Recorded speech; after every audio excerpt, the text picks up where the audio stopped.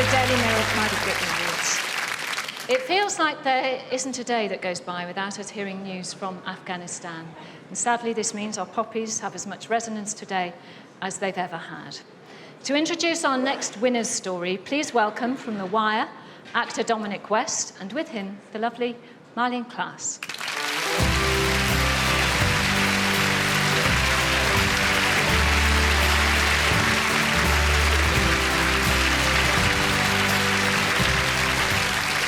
Now, as the daughter of an ex-serviceman, it's an extra special privilege for me to be here introducing this special recognition award.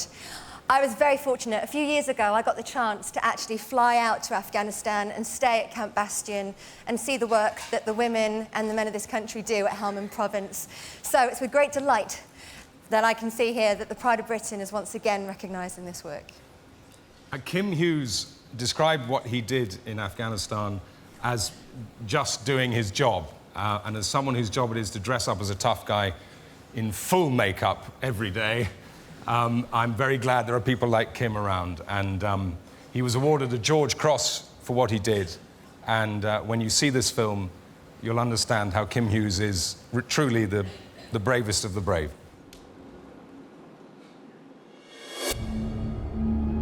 A dawn patrol in Sangin district, where men from 2 Rifles battle group, together with a team of bomb disposal experts, have been sent to clear a route.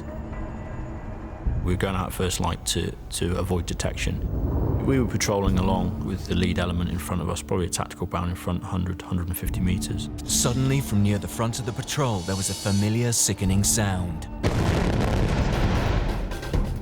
We all looked at each other, and you know straight away something had gone wrong. A bomb had gone off, and it was quickly followed by another. Everyone went to ground, listened into the radios to see who knew exactly what was going on.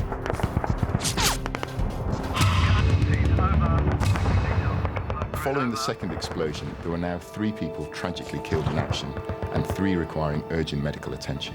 And we could see straight away fallen soldiers, unfortunately, soldiers that had been killed and injured soldiers in and around the area. So it was literally a case of clear around the casualties to ensure the medics had an area to work, and then inevitably to get them extracted to the helicopter landing site. By now, several more bombs had been discovered, and with time running out, Kim decided to defuse the bombs by hand. Every second counts. When there's guys on the ground, you don't have the luxury of putting on your protective clothing and sending a robot forward as we would normally. You just got to get in and just crack on. It was a very difficult and dangerous situation. Time was critical, and the margin for error was very, very small. One false move would kill both him and the injured. There is always a threat, and things do go wrong. It had to be done. You don't think for 1 minute the consequences, you're constantly thinking about the guys on the ground and getting the injured soldiers out. Finally, the last of the bombs around the casualties were defused, allowing the men to be safely evacuated. I think Kim Hughes is an extraordinary man. He performed the most extraordinary act of courage and bravery in saving the lives of his colleagues by defusing 7 bombs in a very short space of time, with the enemy closing in on him. And this is something that will be remembered for an extremely long time. Ladies and gentlemen, please welcome Warrant Officer Class 2, Kim Hughes.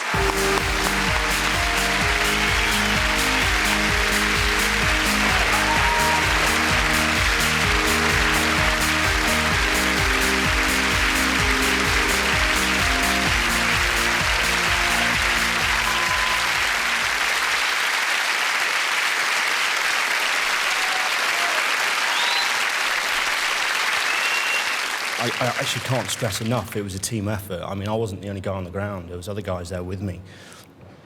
So, to accept this as an individual, I'd be massively wrong. I really would. It was a team effort, and my guys were on the ground with me, and I can't stress that enough.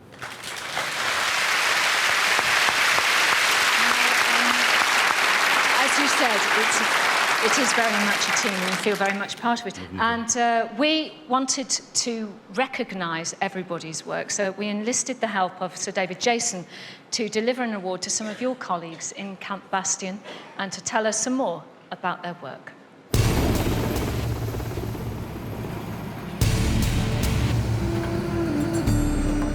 The work of the Counter-Improvised Explosive Device Task Force is dangerous but vital. They seek out and destroy improvised bombs and landmines that might otherwise cause devastating loss of life. We're dealing with the IED, the savage threat. They're absolutely everywhere, and they're targeting both civilians and the military. And that is our job. We're here to clear it up. They must have bloody nerves of steel, these young men, to do what they're doing. Yes, it does take a lot of courage. Fine! What is amazing is that they're so necessary, because without them we'd be losing a lot more troops every day, presumably, if we didn't have them. Yeah, the Counter-IED Task Force are without a doubt lifesavers, whether it be, you know, our own troops or, you know, the local Afghans. Bloody marvellous, marvellous job. Every one of these is a villain. OK? Cool, bloody getting into this thing. Now, where's that bloody producer? Well, he's not bad, is it? What, you spend your day like this, driving around the countryside? It's a walk in the park. The prospect of serious injury and death are ever present. But if it weren't for the risks that these men and women take, the death toll would be so much higher.